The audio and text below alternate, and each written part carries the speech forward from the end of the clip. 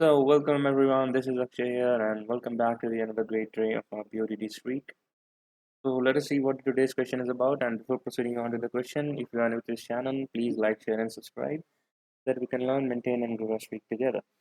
So, the question name is smaller sum. It's a medium category question. Here we are given an array of n integers. For each index I, we need to find the sum of all the integers in the array with the value less than array of I.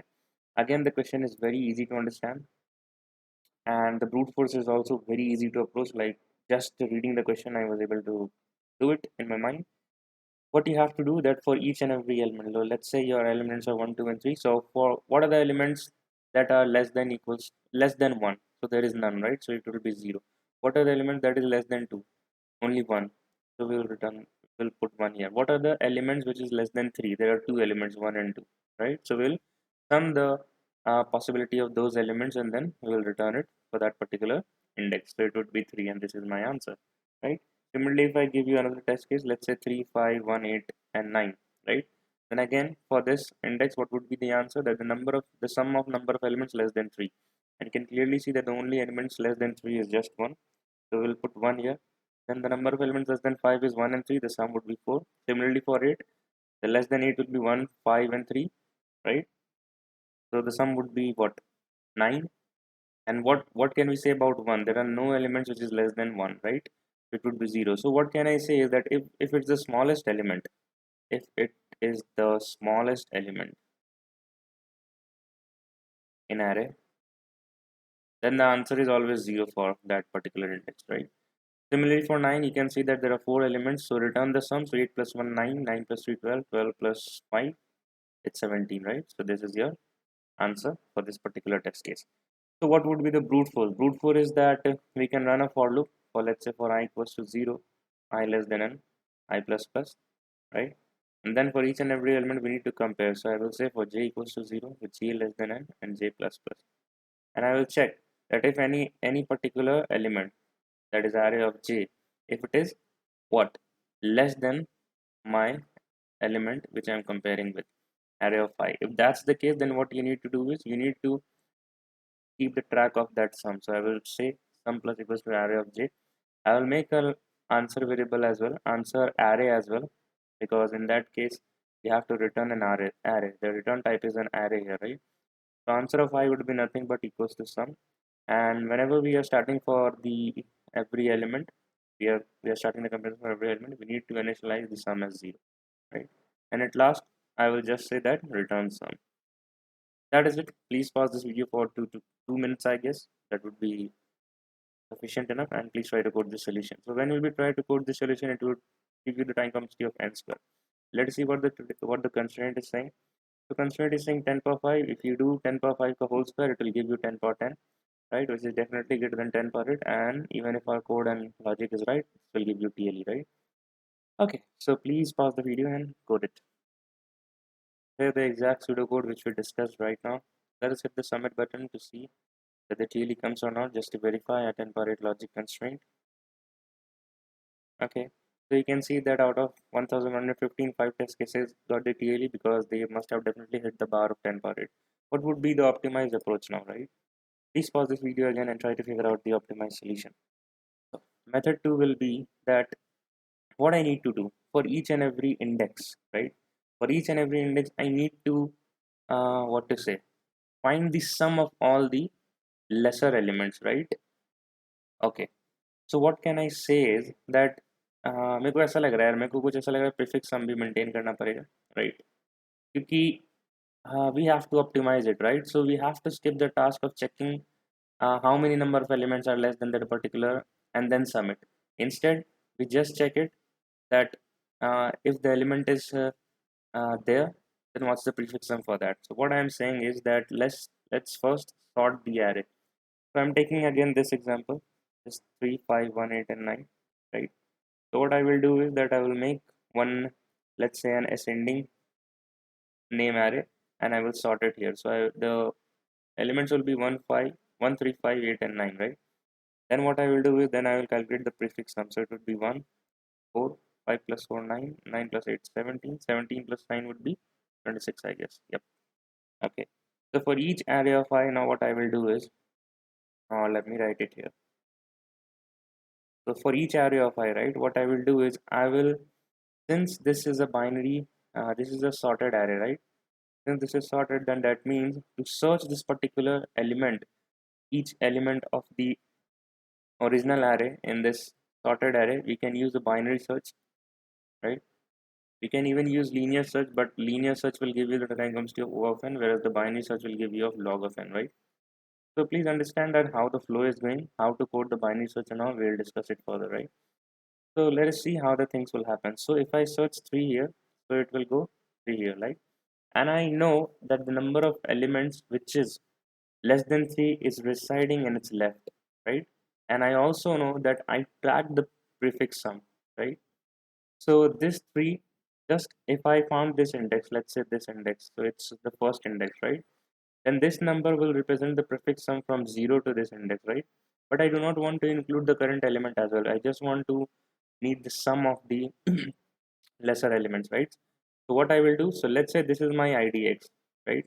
For the binary search I done for each and every element. For now, it's 3. And what I will do, that I have an answer variable, not answer array, and I will assign it as answer of I is nothing but the prefix sum of idx minus 1, right? You can clearly see I can assign it 1 here, right? Again, let's do the full dry run. So I will again search 5 and 5 will come here, and now the index is 2, right? I know, and I need to return the sum of these, all the elements present in this left of this particular index, right? And I know that the sum of these elements I can get just from the prefix sum by doing index minus 1. So let's say if I search for 5 and I got the index as 2, right? So I will return the prefix sum of 1. So that is 4 here, right? Okay. So okay, so I will then again, my current element will be now 1, and I already told you that if it's the smallest element, then you have to return 0, because if it is the smallest element, then you are making already then you are already making sure that there are no other elements smaller than this, right? So I can use a for loop, let's say for I equals to 0 to I less than n and I plus plus, and I can simply mention one if condition, that if my smallest element is residing at the 0th index of my sorted array, right?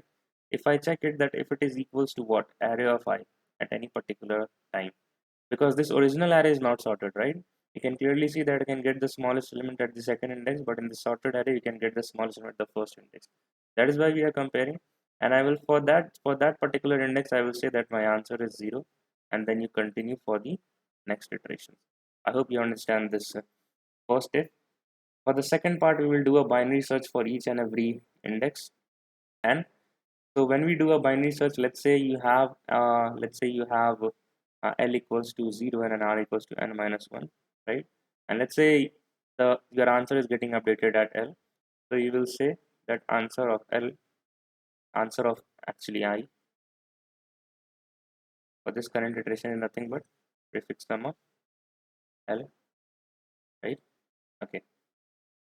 Similarly, you can clearly see that if you search for it, right, then you will be at this index, right, and you can return the value 9 here, right? For this index, you can return 9. Okay, and for this one, your answer would be 0. Similarly, if you search for 9, then you use the binary search to search the 9 here in the login, and then you got this index. You just have to return the prefix sum index minus 1, that is 17. And you can clearly see that this now answer array matches with our manual dry run of this array, right? So we are on a good page. So what would be the pseudo code, right? So for this particular thing, I thought of using the inbuilt function, right? That we can clearly write that, let's say if index is equals to, in Java there is a function, right? Arrays dot binary search. You pass the array name, right, and you pass the key that you want to search array of I, and you can just say that answer of I is nothing but what prefix sum of index minus 1, right? But this is giving me error for some particular test cases, because this will not work. Because what will happen is that, let's say if you have elements like this, right? all the duplicate elements are there in an array, right? And if you search for 7 using the binary search, although this is a sorted array, then you will get the answer as 1. But I know that my answer, the first occurrence is at my this position, right? I hope you're getting this logic. Because he can clearly see that if this index have been returned, right? And let's say the previous element was 6 as well, right? Then the prefix sum will be 6, 7, 6, 13, 13 plus 7, 20, and so on, right? And if the binary search return me this index, right? This index, that is 2 for this particular test case, because it is returning 2, and that is why we are getting the wrong answers. So that is why we cannot use it, this index, this thing. First I tried to use this, then I found what's the loophole. I got a test case error, so that's just an additional point I wanted to say. You can test some cases yourself, trying some duplicate elements, right? So you have to, and the best, what to say, the recommended approach is also that we don't use inbuilt function unless and it is like question नहीं हो सकता without इसकी use किए हुए, without using inbuilt function. If at all you cannot solve the question, like possible ही नहीं है, then only then the only chance is to use it. Else it is always recommended to implement your own functions, right? So we'll implement our own binary search functions, but I hope that you are able to get the logic, right? So what would be our first global steps? The global steps will be that you have to form an ascending array, use arrays.sort to sort it, then you need to maintain a prefix sum, then thirdly you have this for loop, and this will be your first if statement, right? Let us code those things and then we'll proceed ahead. Okay, so let me give you a code walkthrough. So we made an answer array, we made an ascending array, copy all the elements, original elements in this array, and then we sorted it. Second step, what is calculate the prefix sum, you know why. And then this the for loop is just calculate the prefix sums, and now for each and every element we are iterating and we are using the binary search, and you know that for the smallest element we have to return the answer as 0, and that is what is being getting handled in the first if statement. Okay, तो second point क्या है कि binary search हमें लगाना है to find the index of element in the sorted array and return the psum of index minus 1. But I already told you this will work for some of the cases, but whenever there is a duplicacy, right? There is a duplicacy. Suppose there are distinct integers followed by the duplicacy of some elements, then it will give you a wrong answer, right? But whenever there is a no duplicacy, it will give you the correct answer. Let me verify that for you. You can see that we are getting the right answer, right? So yes, you can try for such things, or let me give you a test case. So maybe if you hit the submit button and you're ready to waste your one submission, then you will find that test case for which it is giving the error. But the reason remains the same, that if you have a, let's say, array of 4, 7, and if you try to run arrays.binary search, then it will return this for this for this first 7 to be searched, it will give you the index as 1. So that's the problem there. Okay. Okay, so let us get back to the question again. So how we can implement the binary search is that, let's say, let me take an example. So we have this thing 13589, right? And I need to search 3 in there. So 13589, and my array elements were 3, 5, 189. So first I will search 3, right? So what I will do, my L and R pointer will be here, right? I will do L plus R plus 1 by 2. I will tell you that why you are doing plus 1, right? So if you do it, then what will happen? Then your mid will be pointing at this stage, and you can clearly see that you are searching for 3, right? And your mid element is greater than the 3. So R will be updated again to mid minus 1, right? And then if you do not do plus 1, then what you will do is that 0 plus 1 by 2, and you will getting an answer as 0, and your mid will be pointing there. But I do not want it, right? It has already reached the end and it has not found my 3. So that means if I do just plus 1 here, 0 plus 1 by 2, and it gives me 1. So my mid will be updated to now to this here, right? And since this particular element has been now found, so my binary search would stop, right? And yes, so if that's the case, then what will happen, that R will again be equals to mid minus 1, because if the mid is greater than equals to the target, that is we are founding, right, array of mid, then we are doing nothing but R is equals to mid minus 1, and else we are doing L is equals to mid. Okay, so R will be updated to here, and then you can see that we are running the binary search while L is less than equals to R, right? So it will stop the binary search, and then you will be having your answers, right? So L will be pointing here, and for the first three, you can clearly see that the prefix sum of this L index is your answer, that is 1. Again, you will search for 5, right? And what will happen? Let me use a different color. Again, the L will be here and R will be here, and directly the M will be pointing to here, right? And you will do R is equals to M minus 1, correct? Hmm. So if it is greater than equals to target, then the R will be updated to mid minus 1, so it will be my R. Now while R is still greater than L, then we'll again point, and it will point to which number? It will point to, yeah, it will point to, again, mid will point to this point, right? And then R will be updated as mid minus 1. Now L is less than equals to R, and then cannot do that, right? Oh no.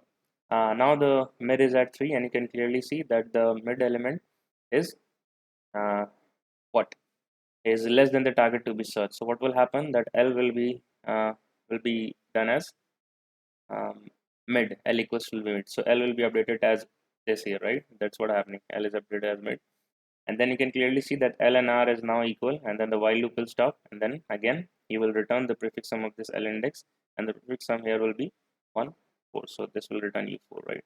And that's how all the fillings will happen. So please run for rest of the test case. Rest of the entries I have showed you multiple variants for this particular problem. Let us complete our binary search code, and then we will proceed ahead with the sum method. So that is it. We have built the binary search as well. What would be the time complexity? The worst complexity will be that we are using a for loop, and inside it we are using a binary search. It would be NlogN. What would be the space complexity? We are using a 2 linear array, so it would be n plus 1, that is 2n. So NlogN. So if the construct is 10 power 5 and you're using NlogN technique, then it's definitely less than 10 per it, and solution gets submitted. So let us wait for that, and then we will read ahead. So yep, we have completed our 182-day streak as well. So till then, let me scroll it down for you for the up and till bottom of the code. Till then, let's keep learning, let's keep growing, and we'll meet again in day 183. And again, if you're new to this channel, please like, share, and subscribe so that I can daily post my videos with the full motivation and energy, right? So till then, keep learning, keep growing. Bye bye, and take care.